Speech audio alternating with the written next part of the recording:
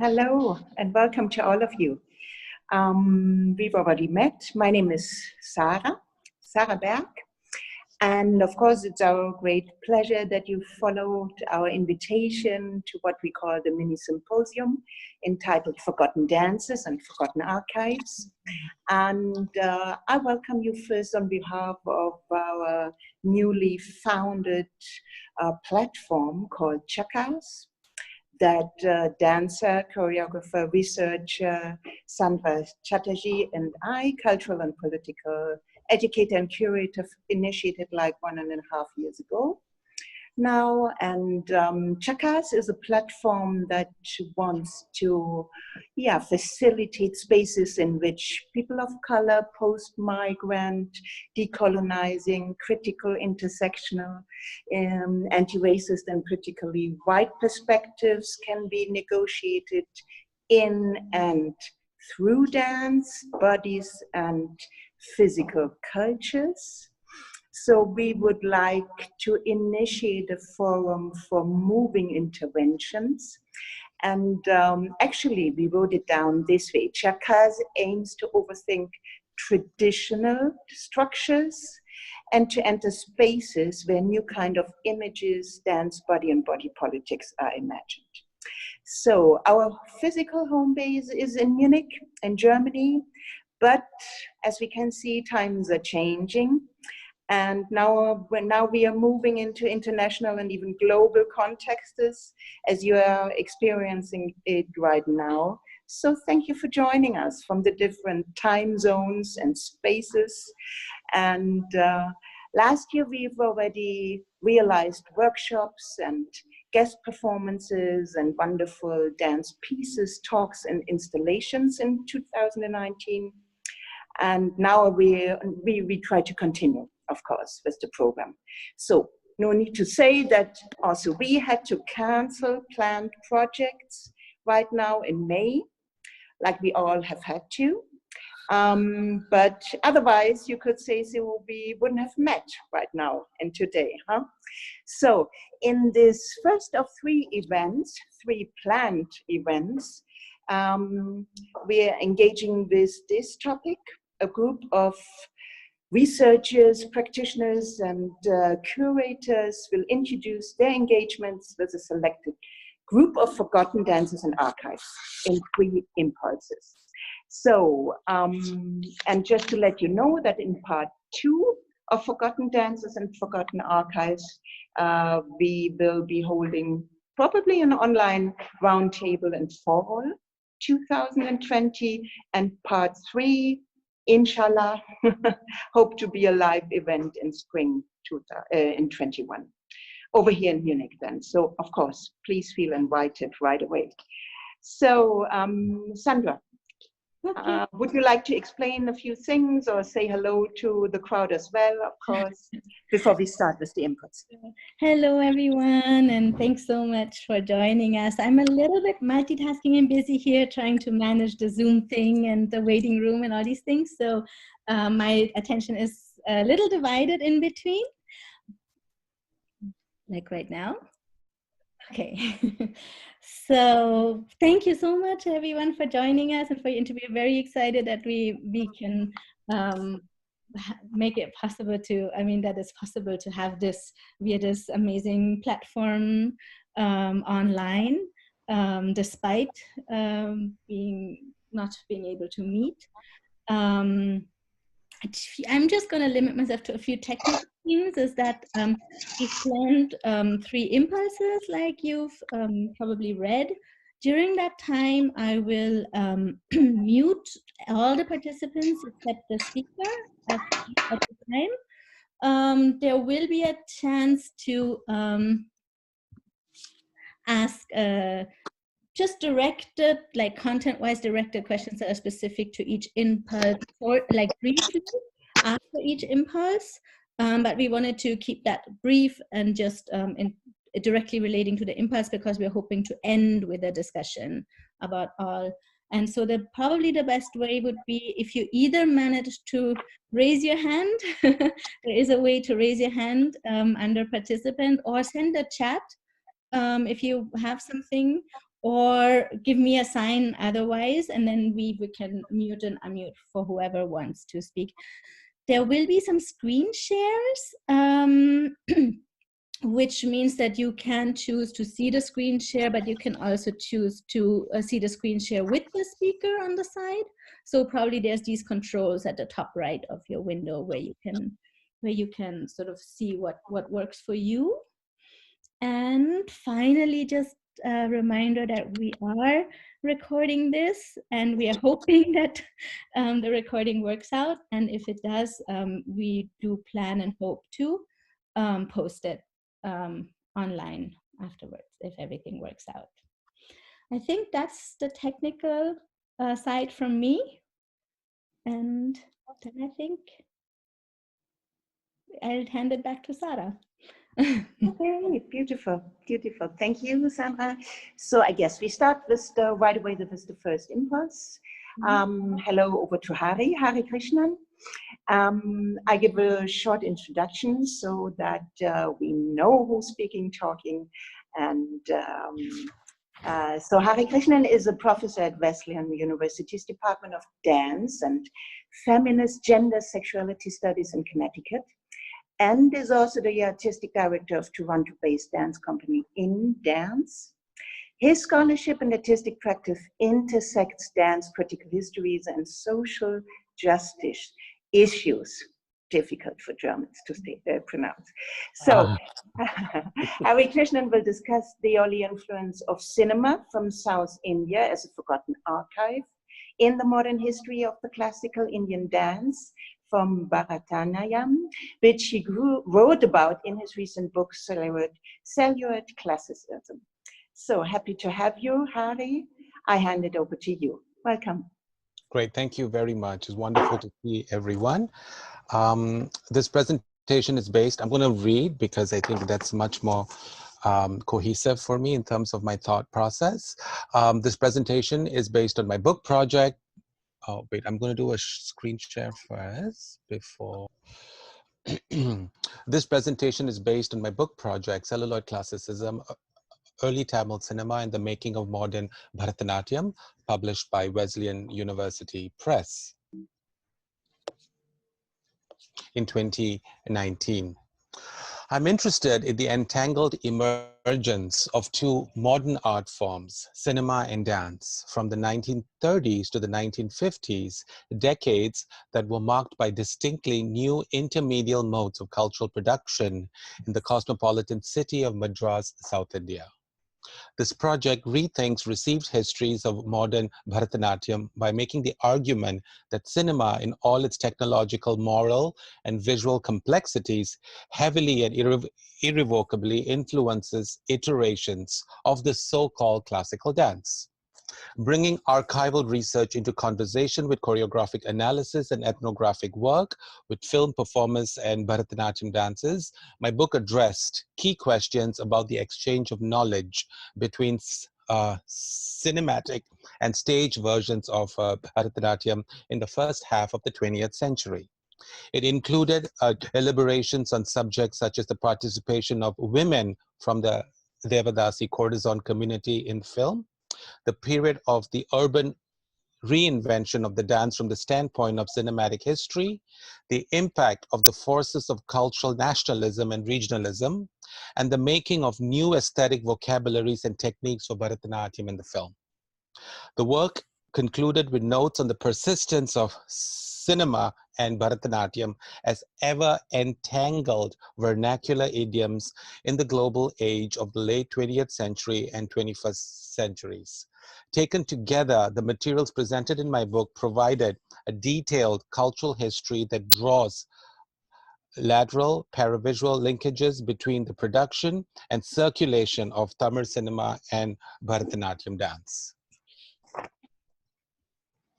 For this presentation, I'll be focusing on some of the rare forgotten archives which have informed my research. Central to my work is the idea of interocularity, or the interocular field, as a key signpost of public culture. The term was first introduced by cultural anthropologists Arjun Appadure and Carol Breckenridge, who concede that, and I quote, the socializing and regulating of the public gaze is to some degree affected by the experience of the other sites, the interweaving of ocular experiences, which also subsumes the substantive transfer of meanings, scripts, and symbols from one side to another in surprising ways, is a critical feature of public culture in contemporary India, end quote. In his discussion of the emergence of the chromatograph in South Asia, visual scholar Christopher Pinney brings Appadurai and Breckenridge's notion of interocularity to bear on the modern arts in South Asia, arguing that it is intermedial conversations across both visual and performative genres that produce cultures of viewing and consumption in modern South Asia. And I quote, lithography was created and consumed within a wider visual culture in which there was a continual slippage between genres. The conversations between the idioms of chromatography, theater, and photography in late 19th and earlier 20th century India created mutually reinforcing expectations. These different visual fields crossed each other through processes of interocularity, a visual interreferencing and citation that mirrors more familiar processes of intertextuality. What's crucial here is how the emergence of Bharatanatyam as a modern cultural artifact cannot be disassociated from a wider interocular intermedial field that fuels the consumption practices and aesthetic taste habits of the Indian middle class in the early part of the 20th century. The wider interocular field in which Bharatanatyam resides includes the printed book and print culture more generally, the modern Tamil theater, as well as the early Tamil cinema. This is clearly illustrated in these three images. Please observe how visual and performative themes circulate through intermedial conversations. On the left here, where you can see my mouse here, on the left is a famous painting by the 19th century visionary Kerala artist Raja Ravi Varma titled Vishwamitra Menaka from 1890. Ravi Varma, a self-taught artist from Kerala, has been described as embodying the paradoxical ideology of the Indian Renaissance, at once a traditionalist and modern. Ravi Varma art was amongst the most widely circulated in India in the late 19th and early 20th century, and his hybrid realist aesthetic was distributed in a range of cultural forms and practices, including printed chromolithographs, books, and performances. This painting of Vishwamitra and Menaka depicts a mythic narrative in which sage Vishwamitra rejects the daughter named Shakuntala, born from his union with the celestial courtesan Menaka. The story of Shakuntala was extremely popular in both Indian and European Orientalist representations of literature and drama for centuries. At the center, the image is reproduced on the frontispiece. So if you look at this, where my cursor is right now, is reproduced on the frontispiece of the script of a Tamil play, Parsi Shakuntala Charitram Drama, the life of Shakuntala in the Parsi drama style from 1927. So you see the exact same image reproduced in terms of this particular script. And just under a decade later, the same image is reproduced by human bodies of the actors M.K. Gopala Iyengar and Rajesh Sundaribai in one of the earliest Tamil films, sound films, Vishwamitra from 1936. These three images clearly position the cinema as a site of culmination and of cultural bricolage, in which accretion showing the influence of text and print culture and the new theater can clearly be seen. In addition to this, these images also demonstrate that popular culture in South India in the early 20th century was fundamentally intermedial, characterized by a flow of cultural knowledge between medial forms. The most concrete illustration of this intermedial cultural flow is that in the cinema houses of Madras in the 1930s and 40s, cinema screenings were supplemented by live performances in a range of musical and dance styles, including courtesan dance, Western dance, and eventually the reinvented Bharatanatyam. In my research, I apply intermediate modalities to thinking about how Bharatanatyam was reconceived, disseminated, and consumed as a new cultural practice. In bringing Bharatanatyam into dialogue with cinematic history, these forms taken together signify a sphere of culture that might be better seen as popular rather than classical. In their introduction to a volume titled Fingerprinting Popular Culture, the Mythic and the Iconic in Indian Cinema, the cultural historians Vinay Lal and Ashish Nandi see Indian cinema as the site for confrontations and negotiations between the various signposts of Indian modernity. And I quote, popular culture, especially popular cinema, now began to look like a crucial battleground where the battles between the old and the new, the traditional and the modern, the global and the local were fought through the renegotiation of myth and fantasy life, end quote. I would argue that Bharatanatyam in its post-1930s avatar as a middle-class semi-professional practice is imbricated in the same sets of questions and contestations. The renegotiation of myth and fantasy life was a central component of Bharatanatyam's emergence as an urban, devotional, and Sanskritized cultural practice. The language of classicism was first applied to Bharatanatyam only during the process of its reinvention at the hands of English-educated Brahmin elites in Madras in the 1930s. In the brilliant introduction to a volume entitled Performing Past, Reinventing the Arts in Modern South India, cultural historians Indra Peterson and Devesh Soneji remark on the social complexities of the creation of the classical in South India in this period. And I quote, from the reformist, revivalist perspective, the dance and music of hereditary and other traditional communities was secret, idiosyncratic, heterogeneous, unscientific, non-canonical, hybrid, vernacular, and non-modern. They were transmitted and performed through oral, caste-based, and practice-centered processes.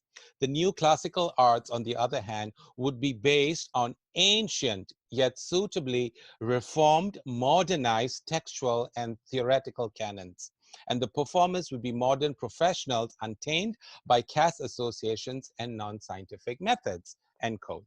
I like to think about the complex space of social and aesthetic intersectionality that Bharatanatyam occupies. Its contrived classicism, based largely on the grafting of the Orientalist discoveries of Sanskritic knowledge systems onto a vernacular dance culture, takes root in opposition to the popular cinema. Yet, cinematic iterations of Bharatanatyam often construct the dance as timelessly classical or distinct from other forms of dance and somatic expression. This, I argue, produced deeply effective and long-standing aesthetic parameters that remain in both today's Tamil cinema and today's performances of Bharatanatyam. In addition to film and dance study scholars, the actual film themselves and ethnographic interviews, much of the original data for my projects come from what I call cinema ephemera.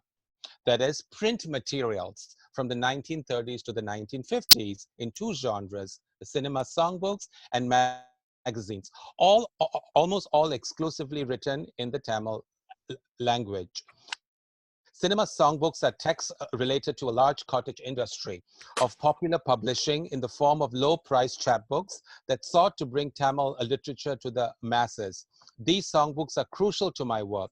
They give us access to texts for music and dance, and often in the absence of oral or visual traces. This is particularly important given the emphasis on text and poetry in traditional forms of dance and music in South India.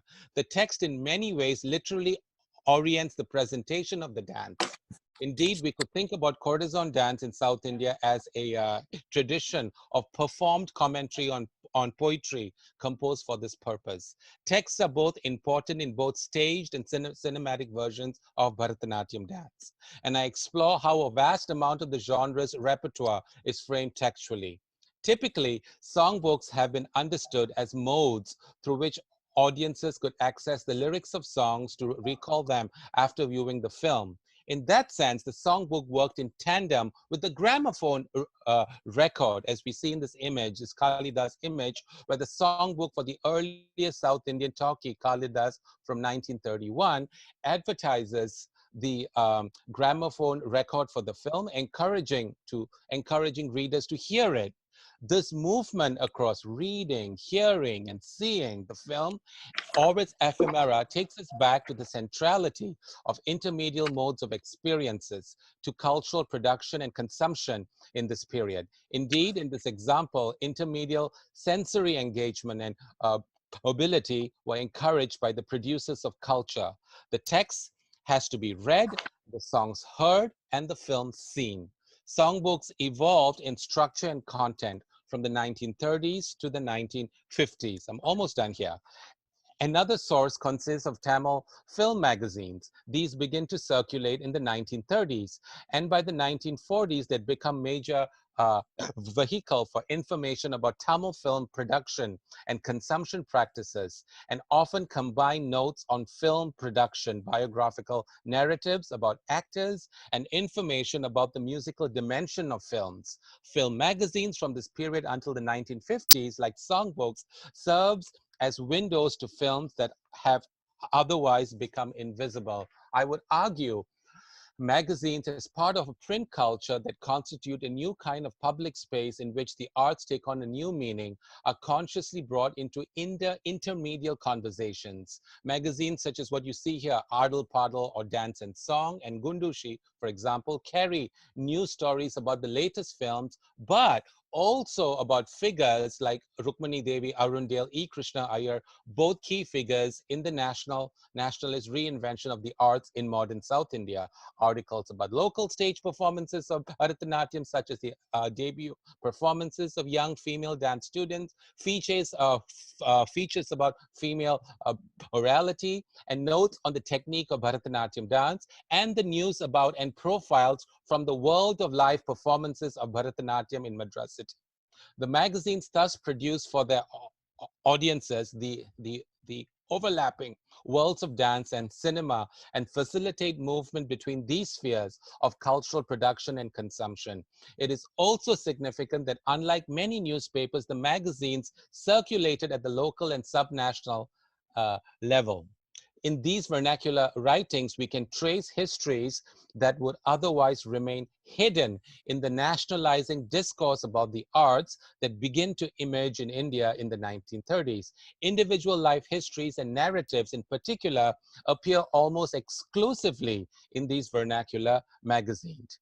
In an effort to chart a more robust critical history of Bharatanatyam, these archives demonstrate how the category of the classical itself cannot be understood without reference to cultural iterations in the cinema.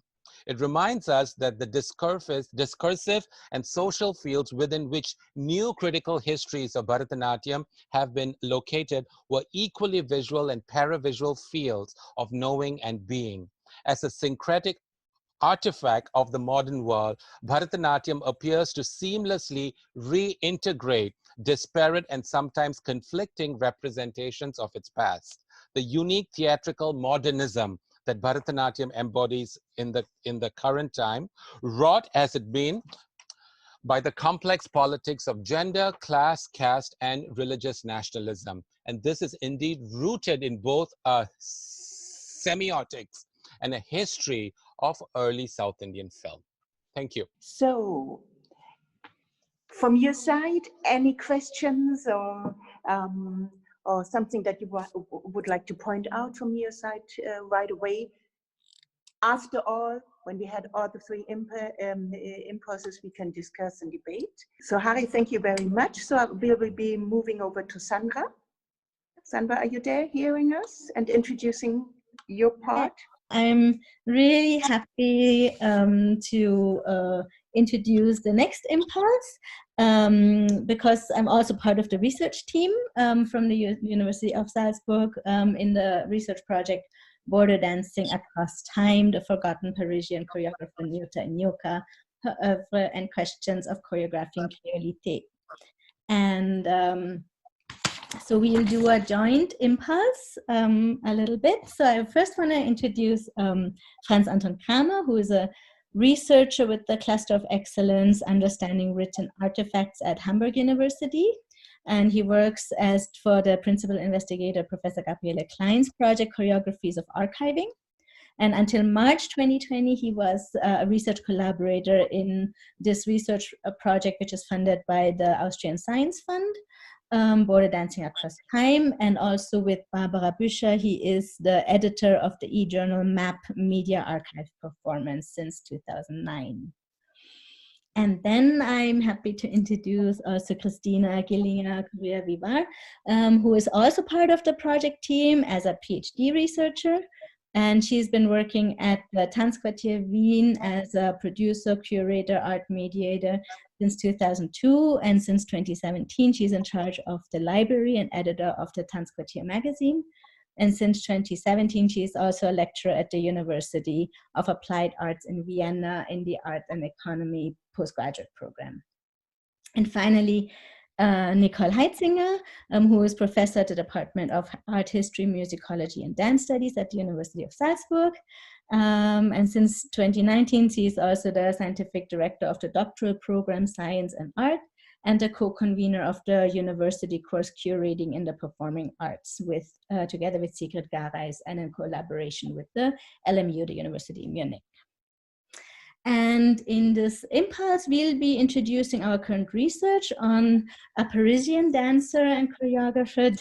Thanks, Christina. Christina is handling the slides, thankfully, so I don't have to double task there. So we'll be introducing our current research on the Parisian dancer choreographer called Nyota Nyoka, whose gravestone you can see in the picture. And one second. And as you can read on the stone provides the years in which she was born, so 1896, and the year she died, 1871. The only other information given about her is the title, Choreographe Hindoue, basically Indian choreographer.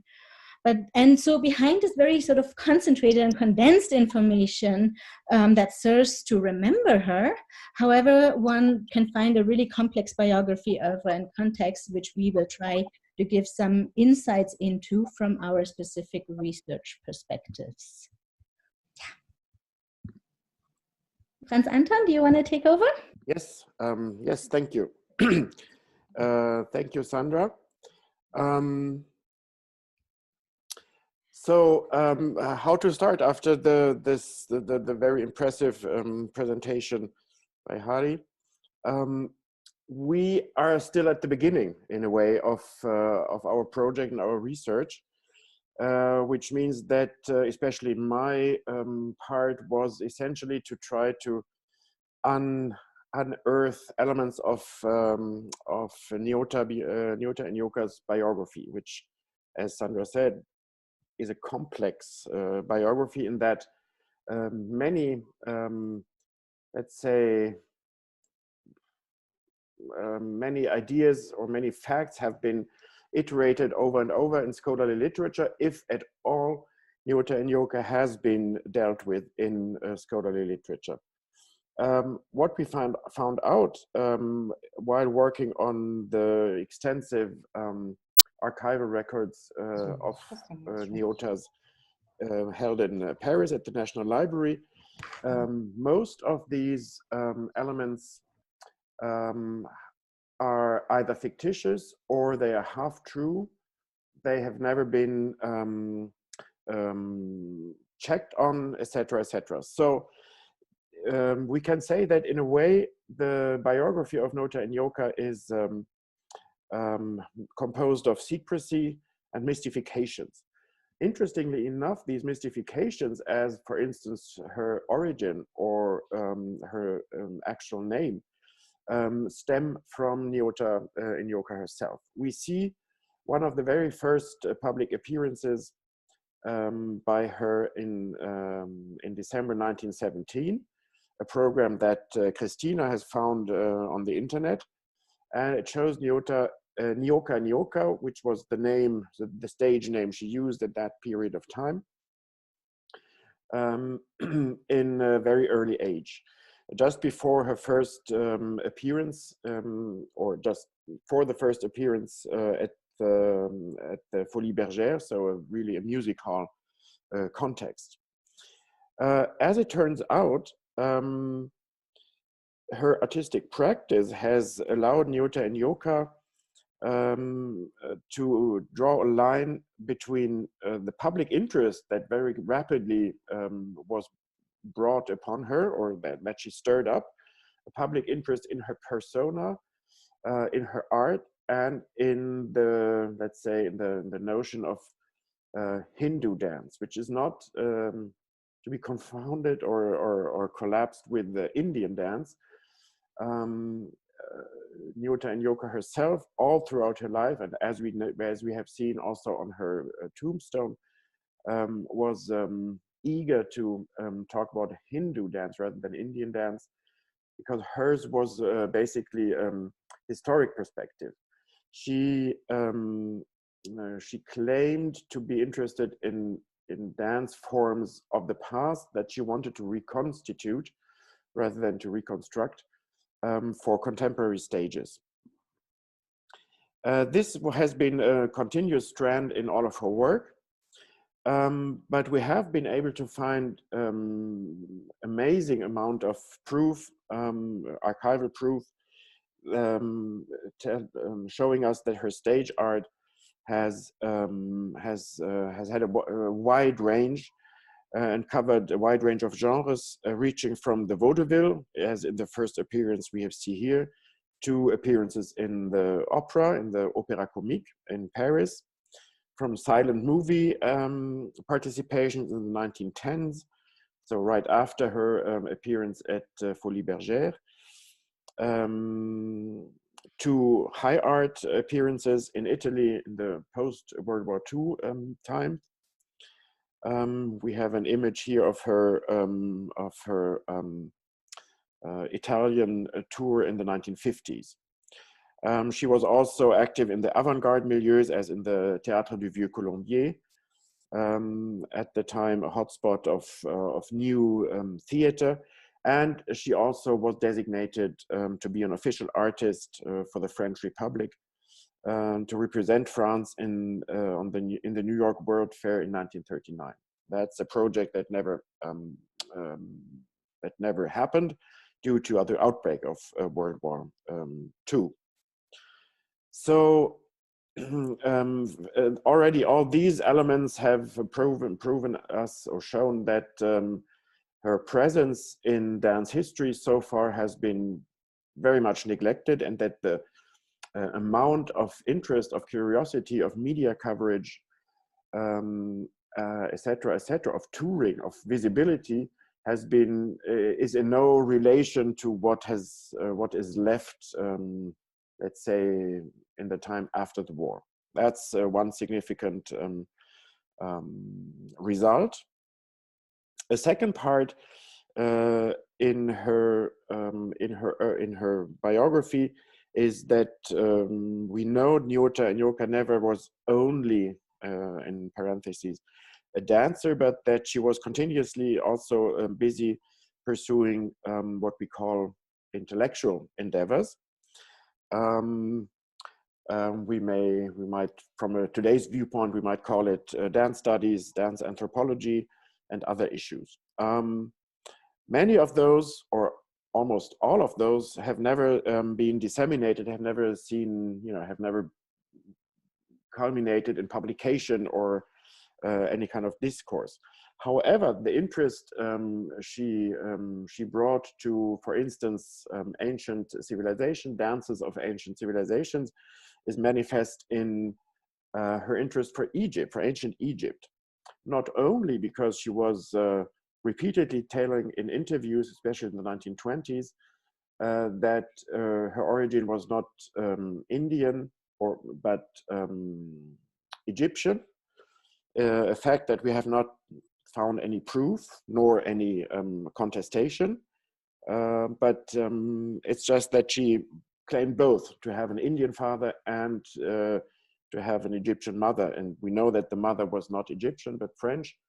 As to the father, we have no idea. So for some reason, there's an interest in Egypt in her life, which was also from very early on part of her stage appearances. And I'm just showing this program note from 1952, a Gala de Libération, so the Liberation Gala for the independence of Egypt from British colonial rule, with the takeover of President Nasser of the Arab Republic of Egypt. Interestingly enough, Nyota Nyoka approached 2 or 3 years after that event. She approached President Nasser herself, trying to get him interested in her dance reconstructions and in her dance, let's say, and the dance culture, because she had also been Bedouin dances, what she called Bedouin dances, Ethiopian dances. As you can see here in the program in this 1952 gala, there are some elements of more or less Egyptian dances. The interesting thing about her work process is that she very much worked from visual sources, from sculptural sources, rather than from technique. So this photo montage you can see here, Nyota Nyoka in the kind of Egyptian pharaonic look, facing a sculpture from the Louvre Museum in Paris, that's conserved in the Louvre Museum. And in another version of that press material, you have the line at the bottom, I am facing my ancestors in my dance. So this is another item adding to the complexity of her biography. We don't know what actually was the nature of her interest in Egypt, but there was a definite interest to Egyptian issues as it was for Indian cultural issues. I've talked about her, let's say, her intellectual or her scholarly endeavors and projects she was realizing. One of those projects was a series of lectures she gave after the war in the 1940s, and one of the very few publications that we have found that are signed by herself is this in this let's say popular magazine Connaissance du Monde, so Knowing the World, a kind of National Geographic magazine, where the lecture is published, has been published in the #5 issue. Sorry, yeah. And funnily enough, the lecture she's giving, it's very at the bottom. No, you can't see it. It's under music, Voyage autour de la danse. It's a voyage around the dance, where she is talking about her transnational, let's say, approach to dance. Sandra is going to talk a bit more about that.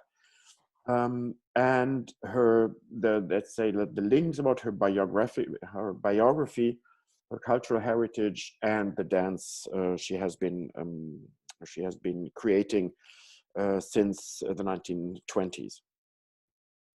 However, this lecture is said to be at the origin of an award. A prize she was awarded in 1949. The prize, le Grand Prix des Beaux-Arts de la France d'Outre-mer. Thank you, Christina.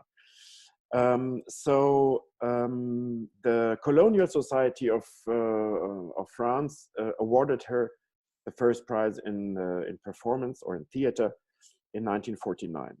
What is striking, of course, is that she keeps being, let's say, assigned to be outre-mer, so overseas, the overseas department, even though all of her artistic career has happened in Europe and especially in France. She was born in Paris.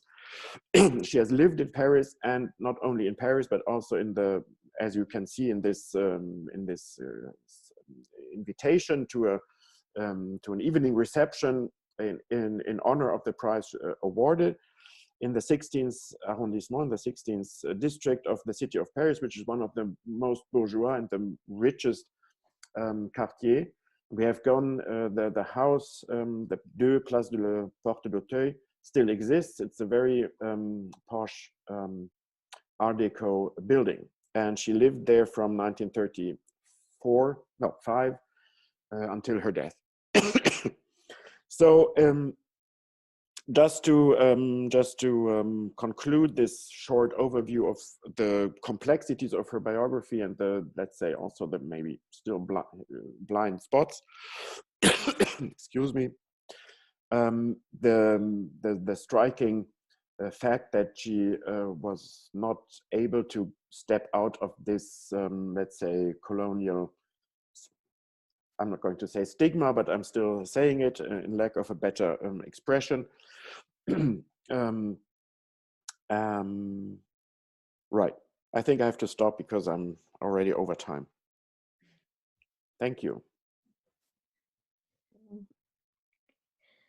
So as Franz Anton has illustrated, her Nyota and Nyoka's biography and oeuvre are complex and evade easy categorization.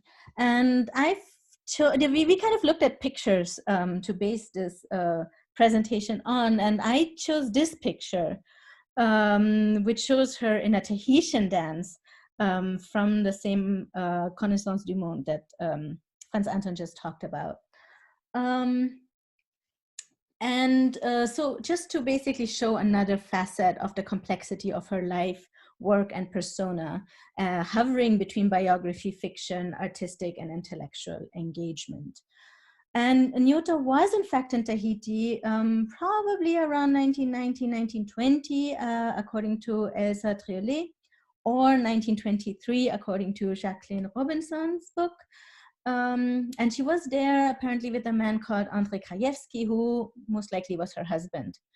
But he died in 1921, so 1919, 1920s. Likely that she was there. And even though her time in Tahiti was apparently brief, impressions of Tahiti recur in her oeuvre, as for example in this photograph and also in some of her writings. So it, despite the brevity, it seems to hold an important place. As someone who has incidentally also studied and performed Tahitian dance for a number of years, neither the pose nor the costume, well, some parts of the costume do resonate with my personal experience of Tahitian dance. But since I have not had a chance to see her version of Tahitian dance or her Tahitian dance, I cannot at this point comment on it in relation to what one might call a Tahitian-ness. Though in the third part of this presentation, Nicole will comment some on how, on the process of her dances, or on her dances based on a different example, so not on the Tahitian dance. So we do have some initial insight into that, but on this Tahitian dance I cannot comment. My kind of lens into this research is more about trying to see like what might be her authorial voice. And in this particular case, what kind of role might the cultural encounter with a place such as Tahiti, an overseas territory of France to this day, so what this kind of place might have, what role it might have played in the construction of Nyota's authorial voice. But at this stage in our research process, it is much too early to make statements about her authorial voice or position. And I can really only articulate questions about this authorial position, which I locate in the space between her life as a single woman of color in colonial France and the persona she constructs for the public and her oeuvre. But really, we still need to find more information in order to really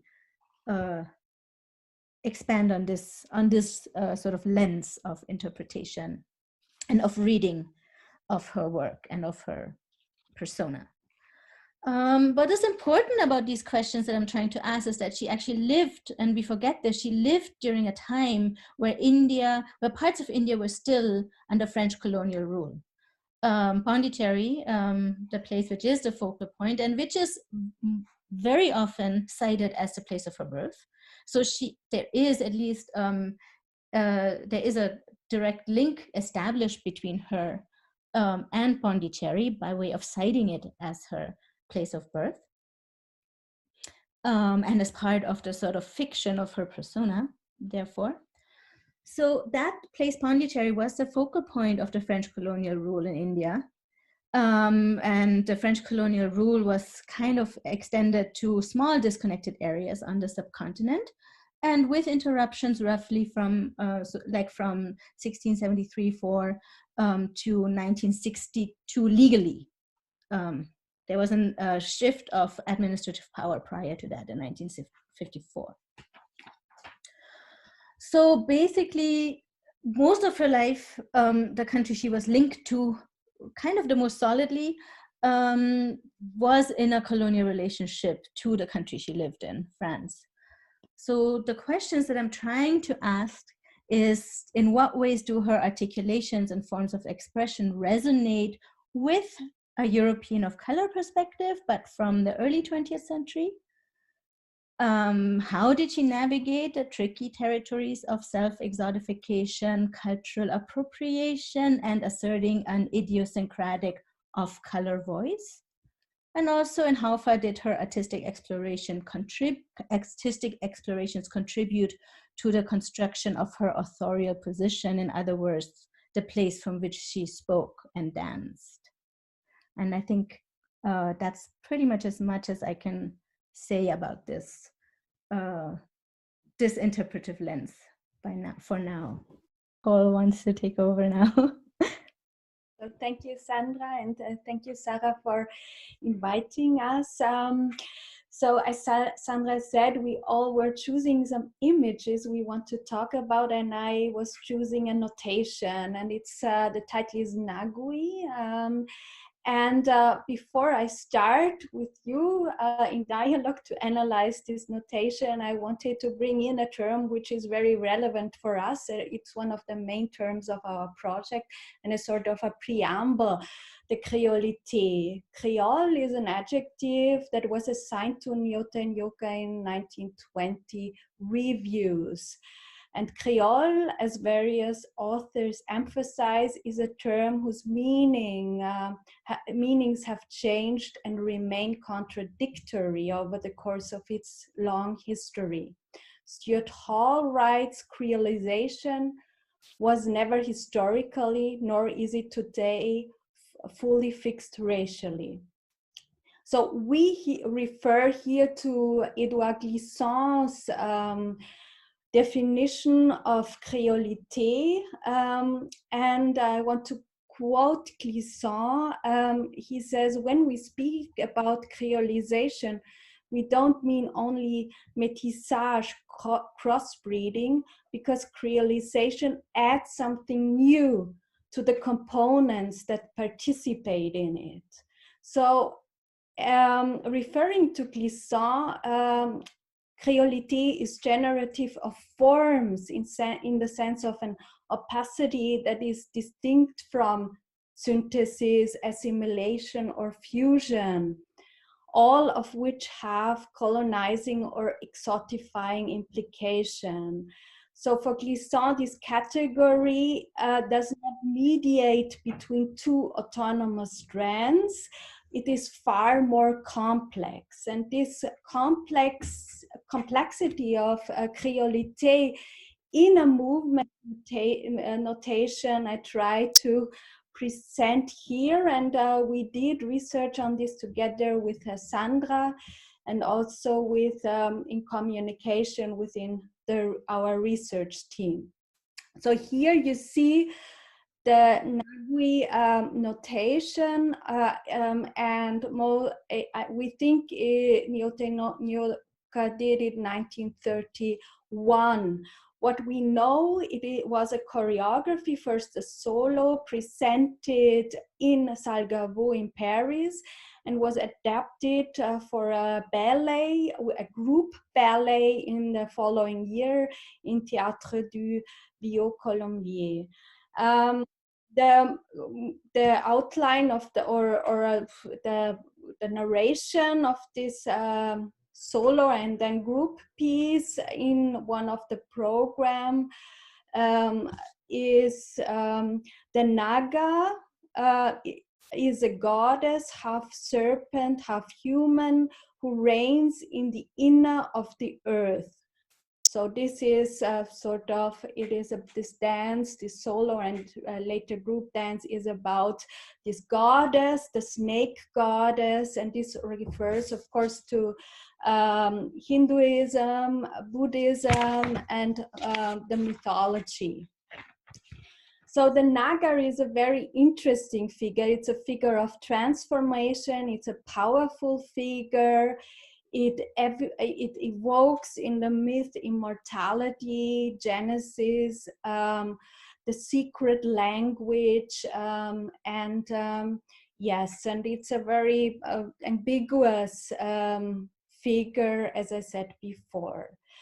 So how can we now decipher the claimed créolité in this notation and annotation? What we see here is, we don't have the first page, it's 18 to 38, and it's movement of phrases she notated. So 18 to 22, we would say it's, and this is what Sandra and I discussed, are gestures and poses of devotion. So it's either referring to European dance vocabulary, for example, Mary Wigman, but also maybe, and I come to this back later, because of the parallel movements and these specific curves in the arms and elbow, maybe to Cambodian dance.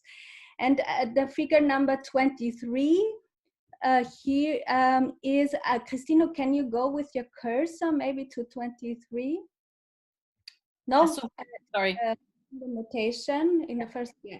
Here, this is, and there we see this, what we identified as a marker for Indian.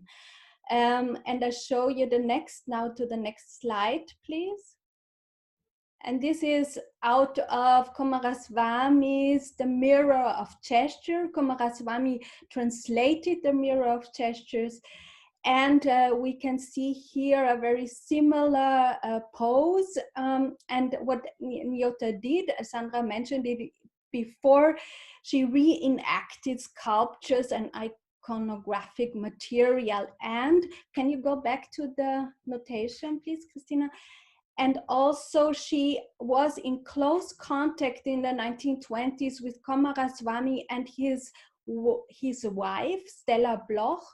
And Stella Bloch was very influential. I think they also exchanged letters because she was a Isadora Duncan dancer, one of the 6 Isadorables, and she then fell in love with Kumaraswamy, and they worked together for a couple of years. And when Nyota was in the US, they had a very often, they performed together and they had a fruitful exchange. So this is a movement marker of the Indian 23. Then we have a sequence 24 to 27, highly interesting, not notated with stick figures, but so she described the next movement phrase. And it's very interesting because in this description we can decipher vocabulary of European modern dance. It is the fall, it is the sliding, it is the suspension, and it is something that is very much referring to gravity. Then we have a sort of a 28, 29, 30. It's a very energetic phrase, taking off from this 23 Indian movement marker, and then a repetition. And I can't analyze in detail now. I wanted to go to the 27 because Sandra and I said, okay, this is very significant. The swinging arms are very significant in this period, and also, for example, Uday Shankar had this swinging arm movement. So in this page, we can find three strands. It's the European movement vocabulary with this specific regulation of energy. It is the Indian movement markers, and something what we found out, it's or what is still a hypothesis, the Cambodian, and this is the Cambodian are about the curves and these lines, and so our hypothesis is that she knew the following film. Christina, can you go to the Cambodian? Yes, here. This was filmed by Kumaraswamy in 1920, and it was he went with Stella Bloch to film this. They went on an anthropological journey, and I'm pretty sure that Nyota and Nyoka, she was very fascinated by Cambodian dances, Javanese dances, that they might have talked and exchanged about this. And now my last image, the next one is what Nyota and Nyoka also did a lot. She created these photo montages, collages, and here we see herself as the Nagar, and putting herself, cutting out herself and bringing it together with these Cambodian sculptures. Yeah, I think I finish here, and I hope that I could make more transparent or visible how we analyze Nyota and Nyoka's. Thank you. So I think I directly take over. Within our research on Nyota and Nyoka, I stumbled upon first Leila Bedakan, so I want to introduce two more dancers of the Parisian dance scene of the 30s, 20s and 30s. Actually, we found Leila Bedakan in a book on Nyota and Nyoka by Lulu Rudanes, where there is a list of her choreographic works and also dances that she had created for her students, as it says there. And amongst them was an Arab dance for Mademoiselle Leila Bedakan. So up to now, I couldn't find any more sources that confirm that Leila Bedakan had been in Nyoka's one of her students. But so I started to do some research on Leila Bedakan, and then came across a side note in Anne Décoré's book Les danses exotiques en France, who states that both Leila Bedakan and Armen Ohanian were said to have learned to dance in harems from where they had succeeded to escape. And I was intrigued by that because I had also read an interview with Nyota and Nyoka, who claimed a similar narrative, namely learning to dance in a harem and escaping. So I would just, at the moment, I'm really at the beginning of this research, looking for sources, and I give it a little introduction or biographic overview. Leyla Bedakan was born in 1903 in Istanbul to a Kurdish father and an Austrian mother. The family was forced to migrate to Egypt, where she was raised by her mother, and later they moved together to Vienna, where she studied at dance at the opera. Also, this varies with the sources, and had then her first appearance on stage in the Vienna Concerthaus in 1924. After this appearance, which was very successful, she started touring in Europe and the US. She settled then in Paris, where she lived all her life until she died in 1986. Then I will show you some pictures of her. This is also Leyla Bedakan in one of her dances as a Kurdish warrior. This is a picture that she used very much for as a press material. So she also took really her sources that all the countries that she lived in and her different heritage as a source for her dances, namely Egyptian dance and Kurdish dance and Persian dance. So we're more or less in the same area. This is a picture that I don't know if this is a costume of a piece, but it shows that with this Art Deco costume, that she has been in close contact also to the art scene of this time. She was a friend of Madame Dora, who also took most of these photos. So this is also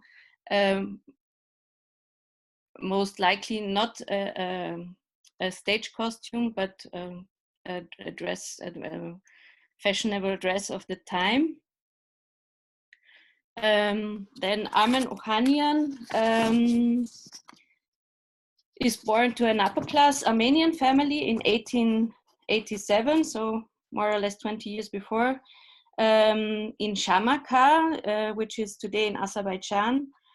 She has not only studied dance, but also acting and plastic arts in various countries, amongst them in Russia and Persia.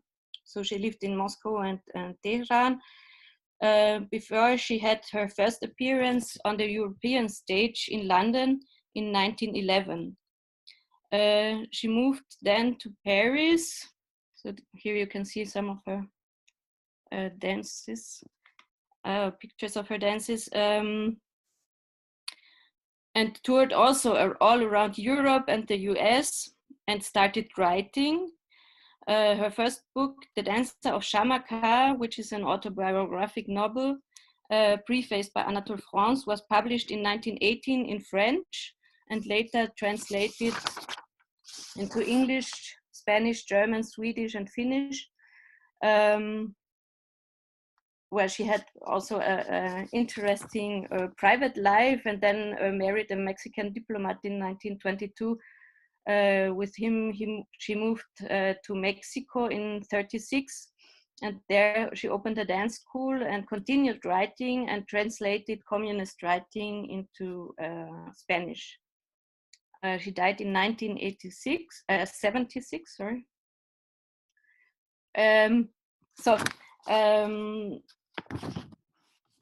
What I found interesting in comparison with Nyota Inyoka is that the three of them have been raised in more than one cultural context, so they have a mixed heritage. They have been traveling a lot, and all of them spoke various languages. but also, as Franz Anton already said, deliberately fostered narratives about their family background and their history, like the one of having lived in a harem, but also it appears many times that they are princesses, that they have to fear for their lives because of exercising their arts. And all of them appear in dance history as a like, let's say, a side note, as they are always like the Oriental dancer. But at least in the sources that I found now, which is mostly newspaper articles, they all had really an idiosyncratic art practice, not only in dance, but also in writing, painting. Armen Ohanian is said to be very expressive. Her dance is said to be very expressive, meaningful, and sensitive, and is seen as a continuity of Loya Fuller and Isadora Duncan, who she had known also. I have found proof of that. And Leila Bedakan is all sometimes compared to Nyota Nyoka. She also studied the postures of statues and iconographic or visual sources. And all of them also stated the importance of a life as an independent woman. So for the time, this is also the main sources that I found now are actually websites of the Armenian, in the case of Armen Ohanian, and Kurdish diaspora in the case of Leila Bedakan. But for example, Leila Bedakan said she was half Austrian, but she never mentions this in interviews. So she's always the Kurdish princess or dancer, and is stated to be the first Kurdish modern dancer. And what also I found is very recent artistic works on both of them. So in 2013, there's a work by Armenian artists who are living in Vancouver, and work on Leila Bedakan by Kurdish dancers in Istanbul. So mainly where they are now not forgotten is a diaspora of their supposed heritage, which is on the one side Armenian and on the other side Kurdish. So, and I stop there because I think we're already over time. Yes. So thank you to the four of you. Brilliant. Keep going researching, because this seems to bring up a lot of interesting material, I guess. Are there questions from the round? Because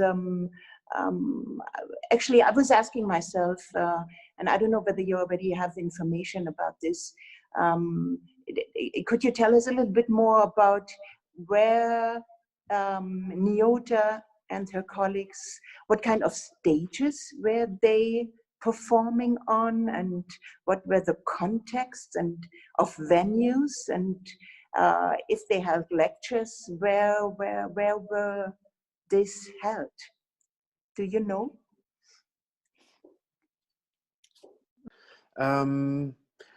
Yes, we do know, at least for some part, if I may speak.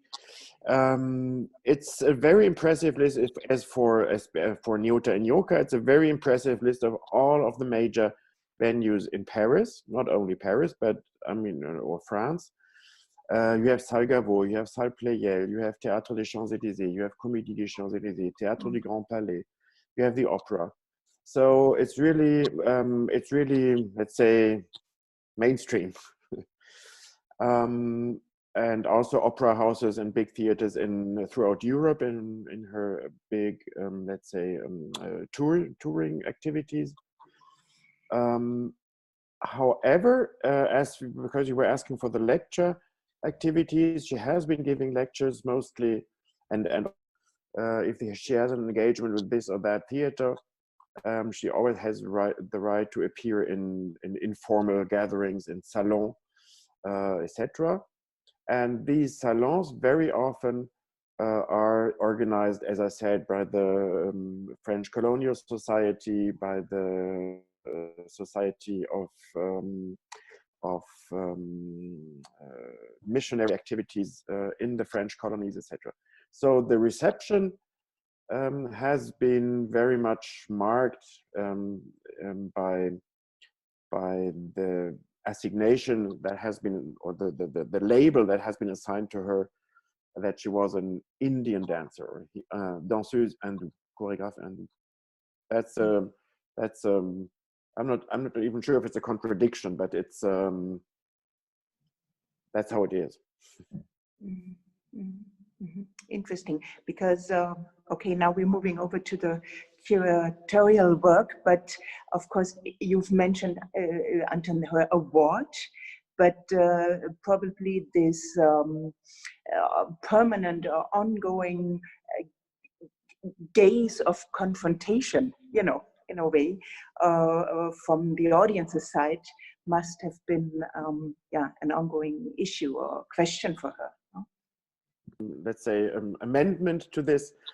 That's part very. I think I'm impressed in reading all the newspaper articles, and there's a lot of home stories.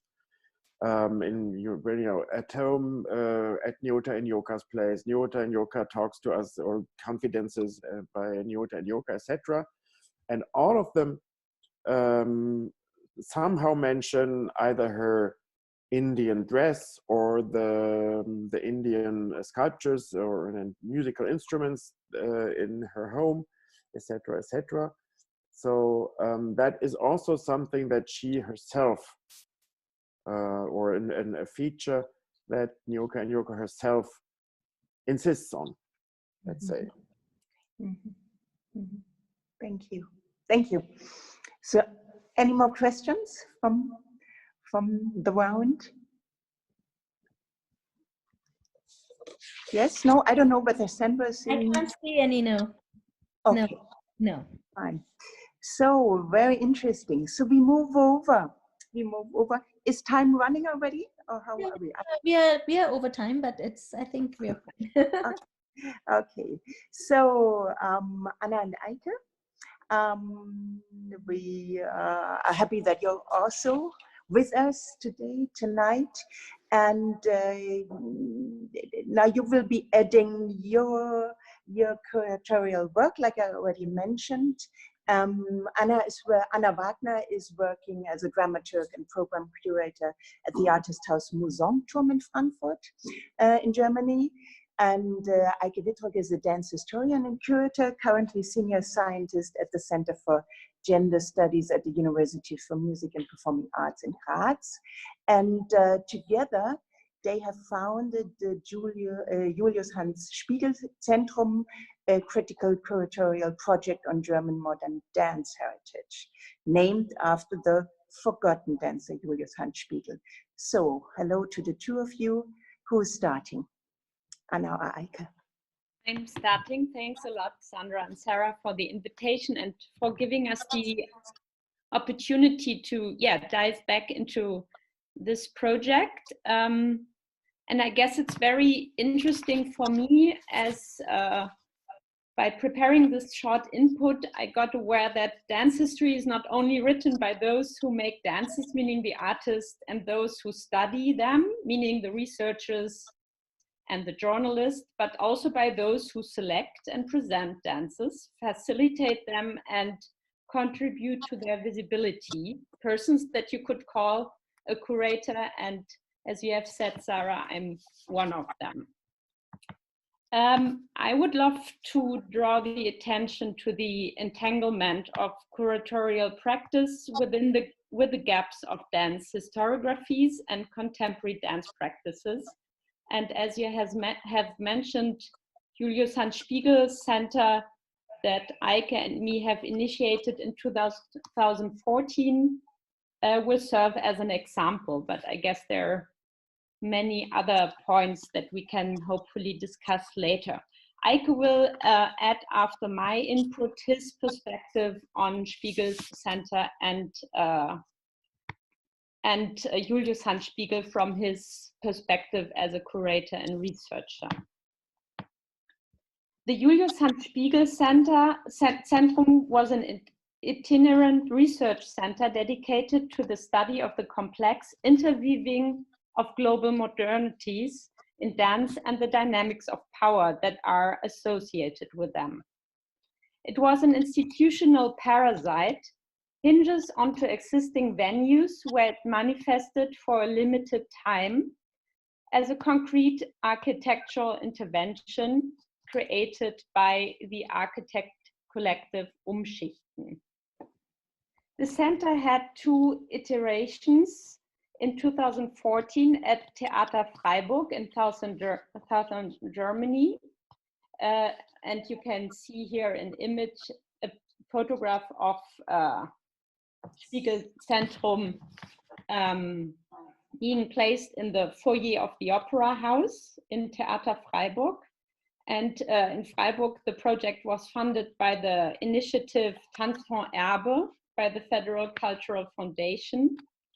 And the second iteration was in 2016 at Sophienseele, supported by Hauptstadt Kulturfonds.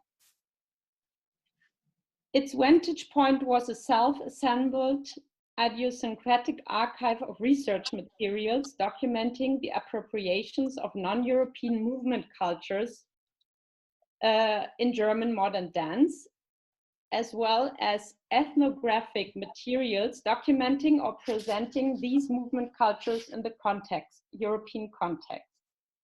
I will move here, you can see a detail from the archive, the Spiegel Center in Berlin. The archive consisted of copies of documents, mostly photographs from official German dance archives, but also historic and contemporary publications concerning the history and the aesthetic of dance, post-colonial theory and archive theory. In each edition of Spiegel Centrum, 5 artists were invited for residencies to produce so-called archive works based on the historical materials found in the center. Rather than reconstructing dancers or paying homage to forgotten dancers, the works were developed from a contemporary, very subjective perspective. Already by its structural nature, Spiegel Centrum placed itself in an in-between space. It was archive, rehearsal studio, and presentation space at the same time, and blurred categories and understandings of historiography, immediate artistic production and curatorial practice, creation and presentation, the subjective and the objective, etc. With the Spiegel Centrum, we reacted to the appearance of German dance heritage at the official national agenda around 2011, for example, by founding initiatives like Tanzfonds Erbe, who supported our first Spiegel Center.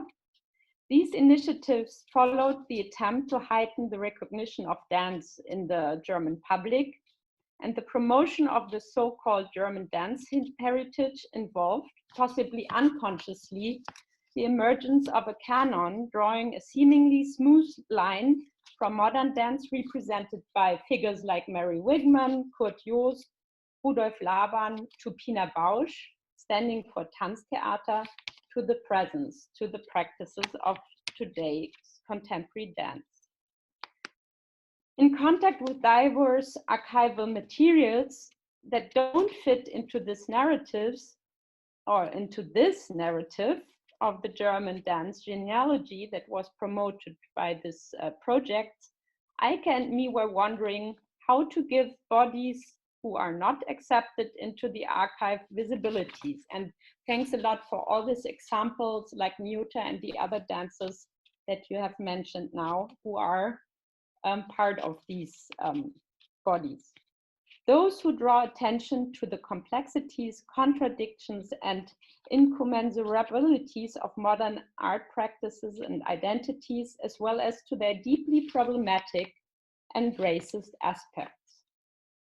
Modern dance has fundamentally made reference to non-European cultures of movement, as we have seen in the previous inputs. However, it simultaneously exoticized them, excluded them from the field of artistic dance, and thus eliminated them from dance historiography as something foreign. Julius Handspiegel, after whom we named the center, and you can see a photograph of him. Eike will further develop his thoughts around this picture later on.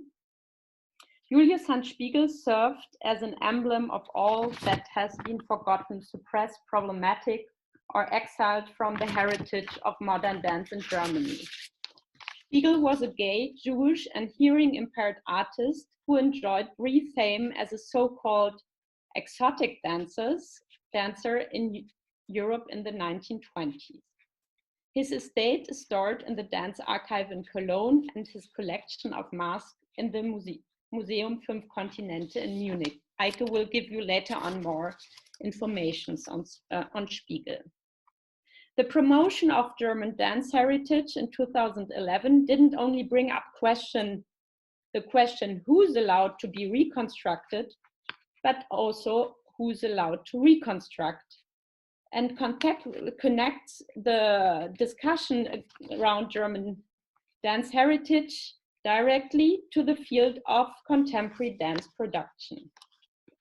To multiply perspectives and narratives on German dance history and give visibility to its sudden ends, Eike and me invited to Spiegelzentrum artists coming from various cultural and movement backgrounds. The first edition of Julius Handspiegel-Zentrum, for the first edition of Julius Handspiegel-Zentrum, we invited international artists to bring non-European German perspectives to German modern dance. Here you can see a picture of the work by the Indonesian artist Eko Supriyanto, who collaborated with a local deaf community, and at the end with Lua Laina, a deaf performer, to create 2 solos based on Spiegel. We invited also the South African choreographer Nelisiwe Kabak, who created an evening of Fremde Tänze inspired by the mixed evenings of Mary Wigman, for example. And among others, we also invited Florentina Holzinger and Vincent Riebeck, who worked on the relation of cultural appropriations and queer couples in dance history. For the second edition in Berlin, we moved to a more local context and highlighted the diverse backgrounds of young Berlin choreographers. We wanted to focus more on stylistic exclusions of what is deemed contemporary in European contemporary dance. Here you can see a picture of the performance by Sarah Mikolai, who created a secret ritual for a photograph depicting Devadasi dancers, which originated from a box labeled with as exotic dance that we found in the archive of the Kostümbibliothek in Berlin. Or Tümay, Kinicel, and Nuray Demir developed a performative reflection on the images of German Turkish women. This change of focus that I just mentioned now between the first and the second edition of Julius Handspiegel-Zentrum was highly influenced by a critical reading of our own curatorial practice while we were working on the first edition. We still felt like gatekeepers, reaffirming the othering of non-European artists as we invited them to work on post-colonial or colonial questions instead of just promoting their work. And also in the second edition, some of the artists hesitated at the beginning to accept our invitation, as they were afraid to be boxed as cultural others.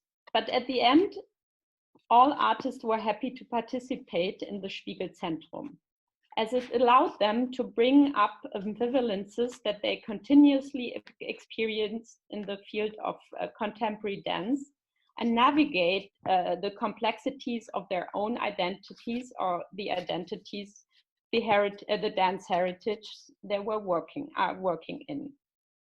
The artists deployed reappropriations of modernist techniques, performative critiques of colonialism and racism in the contemporary dance scene, highly stylized and expressive choreographies, and camp recreations of historic material.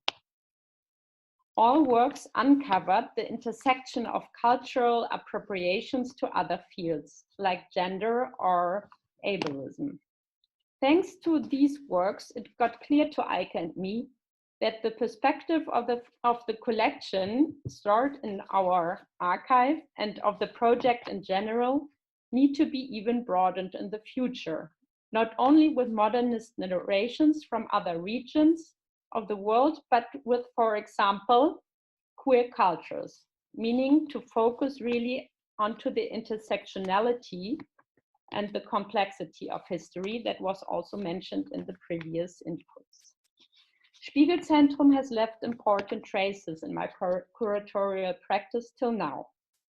I'm even more than ever preoccupied with the question how I, as a white person, can navigate in the global field of dance production that is deeply soaked by the complex history of othering. How can I navigate in the field without reinforcing the boxing and othering of artists and dance practices? And how can I include dances that are ignored by me or by the field of contemporary dance in Germany until now? Spiegelzentrum made clear that we need to create alliances with artists and experts, bringing in other perspectives, knowledge, and narratives, or even more radically, to give away our curatorial power. Only by these radical structural shifts we can promote the complexities and the fluidity of identities and history making and its entanglement to the present. So now I hand over to Eike to continue. Thank you, Anna.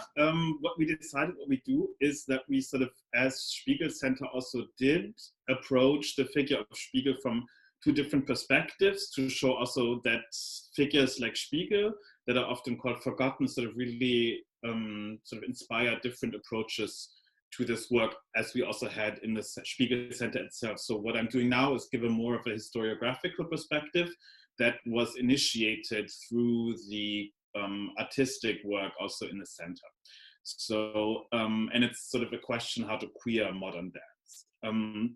The story of queer dance modernisms in Germany, as surprising as that is, has not really been told, but I'm intrigued by the possibility that queerness wasn't actually the exception, but maybe the foundation of modern dance. Given the private sexual lives of so many modern dancers and the legacy of Weimar Berlin being sort of a birthplace of a modern queer identity, the silence around this question is telling of the still existing implicit and explicit barriers of dance scholarship and academia, which are only reflexive of a larger normalizing tendencies in our societies. Less about outing choreographers, though, I'm wondering if a queer perspective on modern dance could reveal an exploration of the choreographic potential could reveal an exploration of the choreographic potential of the flow of sexual energies. Queer historiographical perspectives often rely on alternative archives, such as rumors, gossip, and innuendos, because queerness often remained purposefully invisible in the subculture, in the margins, and in hidden spaces, and classically in the closet. Yet dance archives actually do contain rich resources for a queer dance history, and specifically the one in Cologne, because amongst its more than 480 estates and special collections, the German dance archives in Cologne hold a significant amount of estates of queer dancers, some of them forgotten, others not at all. And I'm just going to name them because I find it important to sort of to name the range of queerness that was present in modern dance. Those are Doro Heuer, Kurt Joos, Jens Keit, Harald Kreuzberg, Maja Lex, Gret Paluka, Edgar von Pechziem, Helge Peters Pavlini, Alexander Sacharow, Vera Skornel, Alexander von Swain, Max Terpis, Berthe Trümpi, as well as the two dancers I'm talking about today, Julius Hans Spiegel and Egon Wüst, that are both held in the Cologne archives. Both Spiegel's and Wüst's estate are relatively small. They each consist of about 1 or 2 archival boxes and additional folders, filled mostly with photographs and documents such as program bills, letters, and other small personal paraphernalia. On the website of the German Dance Archives, you can find short biographical portraits of both, contributed by Klaus Sator, whose preliminary research also I'm indebted to in this research. And I will now briefly introduce Spiegel and Wüst and then end with some reflections of what it means to possibly queer modern dance. Julius Hans Spiegel, as Anna already said, was a gay, Jewish, and deaf artist who enjoyed a brief fame as an exoticist dancer in Europe in the 1920s.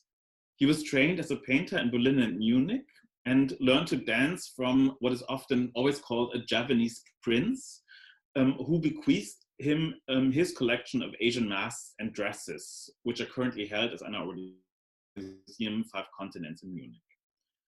Spiegel performed his appropriations of Javanese dances in the 1920s in a broad array of sites, such as cabarets, soirees, expressionist galleries, and movie theaters, actually similar to the sort of format Hari Krishna talked about at the beginning. He performed interludes of dances between ethnographic movies. Spiegel died in 1974 on the Italian island Capri, where he had immigrated to in the mid-1920s and where he enjoyed a second career as a personified icon of Capri, dressed in a sort of other exoticization in one of a traditional fisherman's garb for Capri. Spiegel, in all of his obscurity, offers several ways to reinvestigate German modern dance history. One of them being a link to the queer liberation movement in Weimar Germany, because Spiegel's scrapbook in the Cologne archive contains the only evidence of a live dance performance in Magnus Hirschfeld's Institute for Sexology, the Institut für Sexualwissenschaft, which was a queer pioneer site of political activism, queer community building, and research. And in this publication, Hirschfeld illustrates his arguments, which sort of the basic argument is the theory of sexual intermediaries, sort of a proto-queer theory, amongst others, with photographs of theater performers and dancers, such as Joachim von Seewitz and Sebastian Droste, who appear often in his writing and in the image appendixes of his books. But the evidence of Spiegel's live dance performance in the Institute actually raises the question if modern dance was used by Hirschfeld as another medium to advocate and publicly illustrate his theories, because one of the dances that the newspaper critique describes is a dance where Spiegel also switches gender, and presumably the photograph that we're seeing right now on the screen is a photograph of this dance where Spiegel moves from one gender to the other within one performance. Dance then could actually be considered as a form of early queer art activism. But the example of Spiegel adds another dimension of modern body culture to the exploration of the convergences of historical discourses and dance and sexuality, the realm of colonialism and the historical notion of the body as a racialized one. Because in his dances, Spiegel performed a physicality marked as other, and thus created a sensually experienceable choreography of a body that deviates from Western European norms, both sexually and racially. So it's racially marked otherings, Orientalisms, exoticisms, and primitivisms were a widespread aesthetic strategy in both dance and queer culture at the time. So on the one hand, there are photographs in Spiegel's estate documenting sort of carnival gatherings that have clear blackface in them and that they reproduce clear colonial imagery. Where on the other hand, the fact that Spiegel was always billed as a deaf dancer makes him actually sort of an early example of a disabled theater. So as a gay, deaf, and Jewish dancer, Spiegel reminds us of the multifacetedness of these body performances that are often both liberating and objectifying, and of the contradictions and complexities of modernist body formations that we are often still grappling with today in curatorial practice and in contemporary performance. Egon Wüst, the second figure I would like to talk about, is also closely connected to the queer imaginary and liberation history in Germany. As a young man at the age of 17, he performed in the legendary queer bar El Dorado, a famous venue in Berlin in the 1920s. But also little information is held in the archive about his choreographic work. He later performed with Tatiana Gzowski and had a prolific career during the Third Reich, performing for troops in the Kraft durch Freude ballet, as well as working in different opera houses during the Second World War. Even though he was actually briefly imprisoned in a concentration camp in 1934 and was repeatedly persecuted for having same-sex relations, he, like many other queer dancers, seemed to have received some sort of patronage by the cultural leaders of the Third Reich and was able to continue his career during the war and after. The most striking aspect of Wüst's estate are not in the documents of his performance career though, but I found them in his collection of private photographs, which contain the most diverse arrangement of queers and people of color in any visual collection of post-war pre-gay lib life in suburban West Germany I have ever seen. And because of the right situation, I can't share these photographs publicly at the moment with you, so I will just have to talk about them. I'm especially drawn in this collection to a series of pictures which show private moments of Egon Wüst, dancing with several younger, presumably Mediterranean men in his living room. One seems to be the Sirtaki. And this dance, the Sirtaki, was made popular by the 1964 movie Zorba the Greek and was an invented tradition for this film and consequently became the epitome of Greekness in Europe. I'm intrigued how the photographs in the series supply an alternative queer vision of German society in the 1960s, where two groups, which are very rarely thought together in the German imaginary, migrants, in this case, potentially so-called guest workers who came from Italy, Turkey, and Greece in the 1950s and 60s, and queer men are pictured in a joyful celebration, and dance here is clearly the medium for this. So actually what I want to see in this picture is the evidence of a non-racist queer life in pre-gay liberation West Germany, where through an exchange of dances, fabricated and loaded with cultural signifiers, sort of a different kind of community was formed. So to bring this to a rather abrupt end, to queer modern dance means to augment the important current project of decentering national narratives and straight genealogies in dance in favor of a network of global modernities by adding the question of desire between international actors in the field, as well as acting out of queer desires of otherness through dance. How did the bodies of modern dance that maneuvered between nature and culture, social and individual, same and the other, foreign and familiar, are intertwined with the history of sexuality and queer liberation discourses? To queer modern dance means to chart out how moving, ostentatious, scrutinized, and othered bodies enacted, demonstrated, and fabricated new, intimate, and social relations. To queer modern dance means to study how they were perceived and constructed as carriers of a gendered habitus and identity, as well as indicators of ebbs and flow of desires. To queer modern dance means to widen the scope of investigation and look at how queer subjectivities and relations were enacted in performances, both in high art and on popular stages, as well as how dancing as a social activity rehearsed kind of queer relations between genders. Yet, it also means taking into account that many of these extravagant bodies performed racial masquerades, and to acknowledge what is liberating for some might not be for others. Thank you very much. thank you for that last round, for that i-Tüpfelchen. I have to do this in German right now. At the end of all those beautiful inputs. I mean, if I dare ask, you know, to put this into our discussion now. As you put it, Eike and Anna at the end, I mean, you could ask, is queerness the new creolity? What do you think? What do you found out?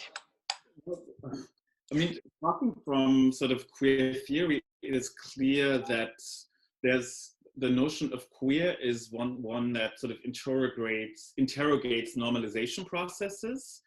And it has been very clear in queer theory in the past 15 years that also there's in sort of an implicit normalization tendency within queerness that is focused on white men.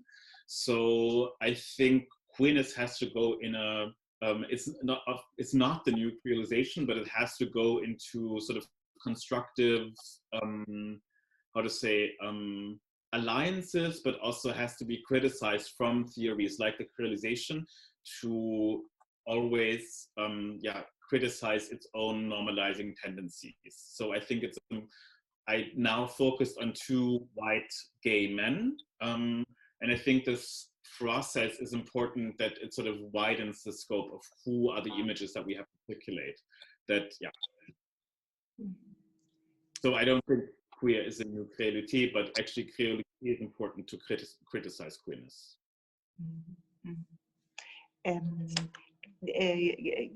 Christina, Nicole, you brought it in before.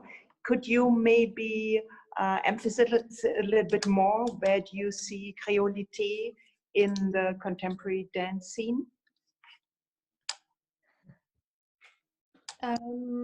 What is, I would say a creolity is a perspective and it's at the same time a process. So it's a sort of, we look now at modern dance from this perspective to decipher really the oeuvre of a mixed heritage artists. So it's more specific. In this sense, and of course, and maybe Sandra can then also talk about the relevance for her, for example, contemporary dance practice and post-migration, which is for me very important to always, or we really do historiography, but from a very contemporary, of course, perspective. That means we want to expand the canon, and this is a main idea of the research project, and also with decolonial thought, which is very relevant and important for us to rewrite dance histories and really. And here we meet each other with Eike's and Anna's idea of queering dance modernism, because we both, these are two perspectives to really make this multifaceted modernity in dance visible. Again, it was visible in that time, but it was after, and Franz Anton, maybe you can continue here, because from the 1950s on, it was more about, it wasn't, it's changed. After World War II, it changed, and it was we have a different figuration then. And I know that Anna really wants go ahead probably first, yeah, Sandra. What? As Nicole linked to you directly, so just go ahead, please. I just thought you're linking back to Eike, that's why. Great.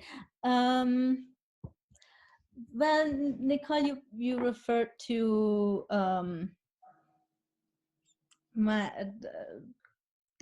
my practice also in contemporary dance, and a lot of my research questions actually come out of the practice. And it's an interesting interplay, and I'm really happy that this happened here. That the interplay between queerlite or hybridity, or however there's different words for different types of processes like that are generated from different perspectives. And not so much queerness, but the process of queering is something we have thought about a lot, specifically my work with the Postnatium Collective, which I work on.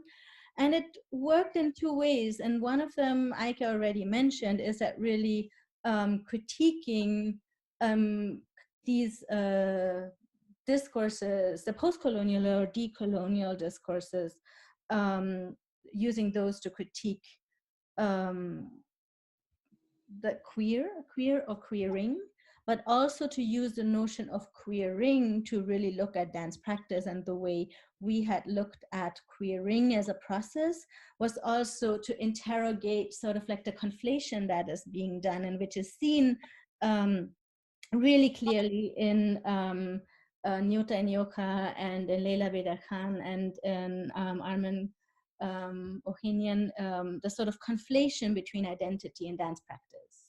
Like, how can you really break up this conflation that sort of like, oh, just because somebody who looks Indian is doing this dance means the dance is Indian, or vice versa. How can you critically think about that conflation? However, then, and here it will link back to Hari, but I know that Anna's also waiting. So here, the kind of difficult territory we get into is the question of sort of where did the dance forms that we practice come from? So what is the linkage of its genesis? And I know the very important work that Hari and Vivej have done in terms of the hereditary dancers, who from, you know, where the forms that we are trained in comes from. And in that larger context, what does it really mean to talk about queering, the conflation between identity and dance? So it becomes extremely complex and complicated on different, in different registers for me. So I don't know, Anna had something, and I don't know if there's any other questions. Yeah, I just want to add a third or another term into the discussion, which seem probably quite old-fashioned, but that jumped into my mind now while listening to the different biography, the term interdisciplinarity, because a lot of dances, forgotten dances that we have touched today, they have this education or the training in other fields of the arts like Spiegel, and so I guess this is also an interesting aspect to me to question and critically question this purification of dance or the virtuosity of dance, or who's called a dancer. So I guess I just wanted to mention this because it's for us it was clear with Spiegel that he was also painting, and that he had also kind of autodidactic way to learn dancing. But I guess this is probably also an interesting aspect for the research. Mm-hmm. Which also speaks to Hari's presentation from the very beginning of the different mediums that how they come together. Yeah, can I just say something quickly? I was just going to say that in terms of the research I do, in terms of the with regards to this book, talking about the courtesan community, I'm very hesitant to use words like authentic and pure, because when you think about the origin stories itself, they're extremely complex and already hybridized, influenced by a plethora and a variety of different factors. So I just want to just put that out, which is why I'm much more comfortable with discussing these ideas with reference to this book, the idea of intermedial, where everything is already mediated by a variety of different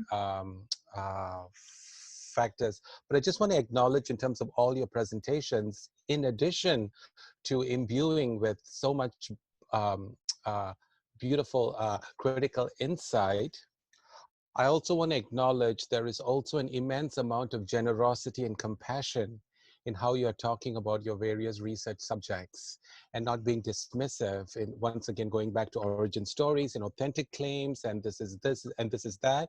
But I think it's so important, especially in this age of the global pandemic and this age of such unsettling, unprecedented. There's so much of uncertainty. I think this. It's important to come back to who we are as human beings and to imbue everything we do with this immense amount of generosity, compassion, and kindness is so important in terms of all the work we do. So I just want to just put that out and acknowledge all of you and applaud all of you for doing that so skillfully. Whether it's unearthing facets from dance history, or talking about contemporary dance from more global perspectives and acts of queering as an acts of more, so not so much about expressing difference, but a kind of curiosity of what the other could feel like and what it means to dance otherness. So I just want to acknowledge that. Yeah. Thank you so much. We're so grateful. I think Franz Anton had something, and then maybe we can open in general to the questions. Thank you, Hari, for your. Well, it's, you know, I can mirror back. I was very impressed with your research for several reasons. This is just a thought, because we were talking about the archives or forgotten archives, or who has the right to be in the archive, etc. I think there is also something still, let's say, on the table, that we use the term archive in a very, like, we have gotten used to the normative structure of the archive.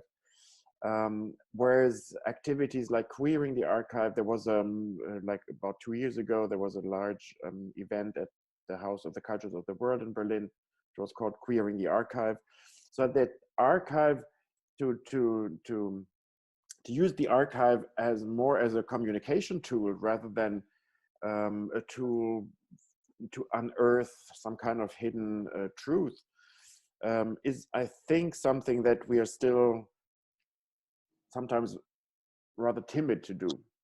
And also looking in the archive in different ways rather than being uncomfortable with what is in the archive or what has been refused access to the archive. And also then in the third step, that archive is not only the institutional stuff, even though most of us have this, I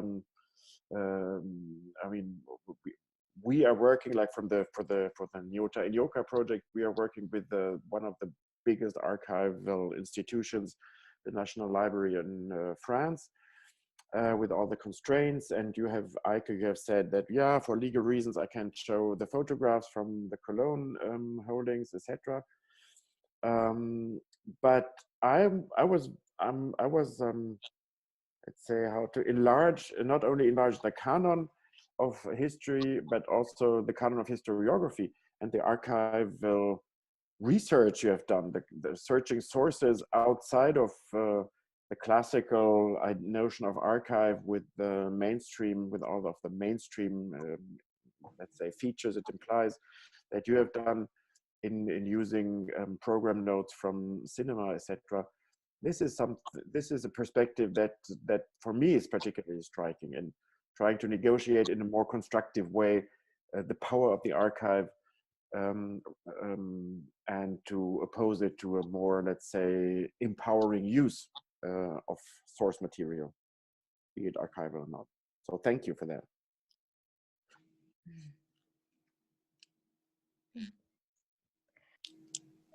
Are there any questions or comments? No, I just wanted to thank everybody for these incredibly rich presentations. I felt that they were so different from each other, but after kind of digesting it as a whole, I see that methodologically, what each presentation is offering us is a different set of tools for contesting canonization. So either through the queer or through, in Hari's case, what I would call the intermedial or the resisting the hierarchization of, you know, high and low culture. And then also through the Creole, the notion of the Creole. So that they each, it seems to me, had such significant methodological contributions, as well as, you know, the archival research, as France Anton mentioned, that they've done. So. Thank you so much. Are there any other questions, discussions? Gideon, hi. I think I unmuted. Hi, Sandra. Hi, everybody. Thank you so much for joining. That's so great. Hi, thank you so much. I would also want to thank the presenters. It's such a really, really rich presentation, actually, and I'm very excited to have been a part of it. But I have a question here, especially on the project that looked at the three dance artists, as Nyoka, Bedahan, right, and Bohanian. And you know, I find it very interesting that these artists were quite popular, you know, in the societies that they lived in, and performed in quite mainstreamed places of entertainment. But yet, you know, their scholarship on their practice seems to be quite invisible and lacking in some way. And so this brings brings to mind the question of whether or not you know, there were what I could call structures, power structures of exclusion, perhaps, that actually resulted in these in their works not being perhaps documented mainstreamed as their performances, kind of.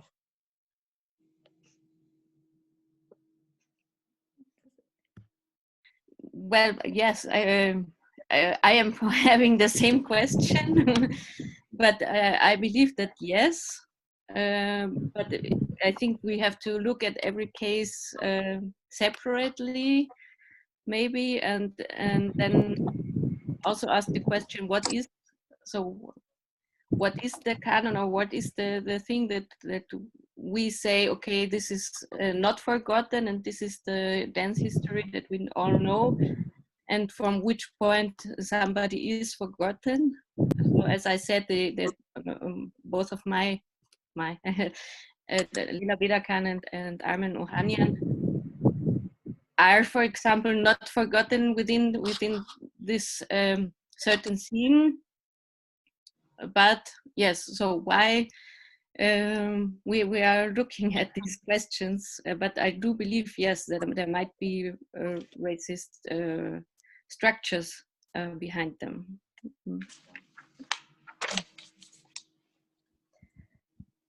Yeah, I think it's one of the things that I've been thinking about, and Sarah and I have also been talking about a lot, is that I at least find it very interesting, and this is not as much a question, an answer, I think, but an ongoing question that I'm asking myself is, I feel like there's a lot more to be said about how racism and racist structures intersect with dance specifically. I mean, I think in theater that the discourse is at a different place, and it always obviously has taken different paths. But specifically in dance and specifically in contemporary dance, I saw you, I agree. Specifically in contemporary dance also, where there is this notion of being cosmopolitan and international, and that, you know, presumably there's no roles or there's no narrative, so presumably it doesn't reflect back on which bodies are performing, and there's a certain type of lingua franca also. Technically, there seems to be a lot more to be discovered about the trajectories in which racist structures manifest themselves, and I personally perceive an incredibly huge hesitancy to address this. If not, dare I say, hostility if you do address it in certain cases. So I know Eike wanted to add to this. Yes, because it's actually something that I thought about earlier. Also, it's interesting. I mean, that yes, it's the racial exclusion is quite obvious, and also in my material, for instance, when I talked about Spiegel and Wüst, I can talk about Spiegel and Wüst because I know their names, but I don't know this presumably prince that taught Spiegel the dances. So there's again sort of a figure with a different background that I cannot name and can't find anything about it. And the same with Wüst, the people that are also in the pictures who I can't identify and thus also have problems actually showing them. And there's a whole, like, then it's actually interesting to bring different archives together. But for instance, the research on the queer history of migrant men in Germany is not yet done. I've been in contact with different archives and with different researchers, and it's also because of the structure of the internal partly homophobia of some of the communities and also of the desires of what to document and what not. It's really difficult to find out this history, for instance. So these images of that I found there with people dancing together is probably, I might not ever be able to sort of legitimize or like really talk about them, but this fantasy of them also is really interesting because it shows also never made into the archives and potentially also is lost as, yeah, as a dance history.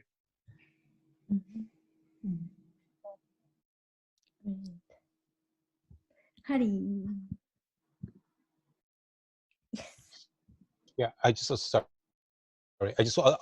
want to say that in addition to more narrative-based dances, more obviously culture-specifically looking dances, I think it's also much more crucial to unpack these racial implications in also more abstract pieces with no storyline, and in terms of how we can decode idea of a gesture, mood, temperament, musicality, phrasing, from a variety of different global perspectives too. That's also, I mean, it's always been a pet peeve of mine in terms of why are we just centering on story-based dances rather than looking at more colossal ways of looking at movement.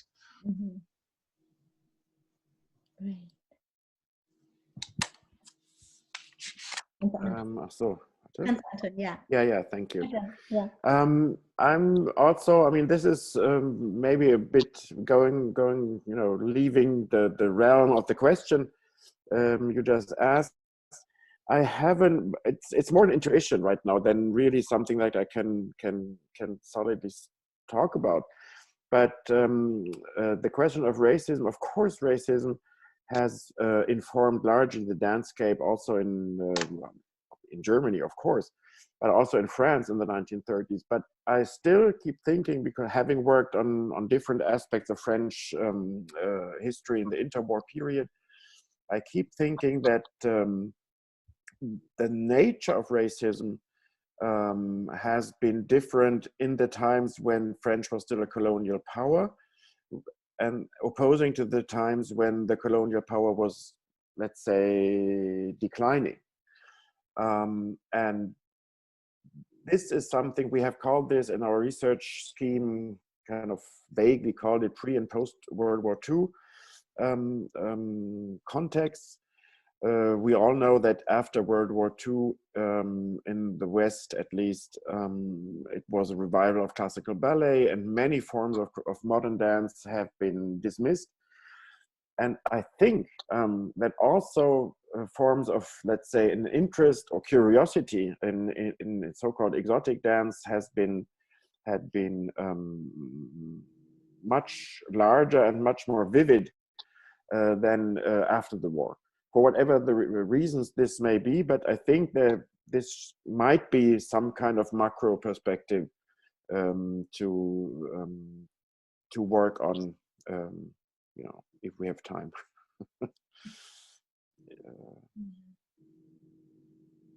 So the changing of racism, let's say, the nature of racism changes, the modality of racism changes in relation to colonial structures. I mean, I just want to add to this, because for me the question is also coming from the queer, if sort of the racism is sort of accidental to the discourse of modern dance, or if not modern dance and body practices are implicit in the formation of the discourse of what racism is, so that we have all these modern body articulations coming in various sort of different knowledge disciplines, but dance also as one that sort of enacts and produces certain racialization, sexualization of the body. So I think this is, I don't know, I'm intrigued or interested in sort of making this argument sort of larger and sort of in bringing dance into sort of this epistemologic realm of modernist body formations, how sort of the research into the ethnographic researches into dance and the presentation of this sort of contributes to a specific sort of racialized knowledge. It's with the queer sort of triangulates. There's also already, like, you can see how the sexuality discourse is a racist one, is embedded into eugenics, and how sort of, yeah, I don't know, I'm interested in how these different kinds of body formationist discourses come together.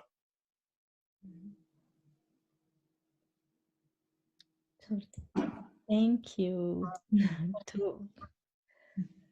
Really, really pertinent sort of last round of comments that was, and questions. So I don't know if there's any other topics or questions. I can't see anybody right now. So given that we've gone quite a bit over time, I think maybe it might be a good moment to conclude. We are planning to have a part 2 of this, again, virtually, talking maybe in a slightly different format around similar topics. So we will be putting our thinking caps on in terms of how exactly to organize that. Tentatively in the fall sometime. So we are really looking forward to continuing the conversation. Thank you everyone for joining us, and specifically also from across time zones and continents. Thank you so much for being here with us. I don't know, Sarah, if you wanted to say thank you everyone for presenting, for questions, for comments. Great. I don't know, Sarah, if you have something in conclusion. So, grand round of applause to all of you, and of course, yeah, stay in touch with us, with Chakas. We're at the beginning of fascinating discussions and debates and new thoughts, and so please stay in touch with us. We will stay in touch with you, and of course, you know what everybody is exchanging in these times. Stay healthy and up and resistant. This is more important than ever. And thank you for joining, and yeah, enjoy the evening, night, morning, whatever. And be here and see you again soon, I hope. Bye-bye. Thank you very much. Thank you so much. Bye-bye. Bye-bye. Bye.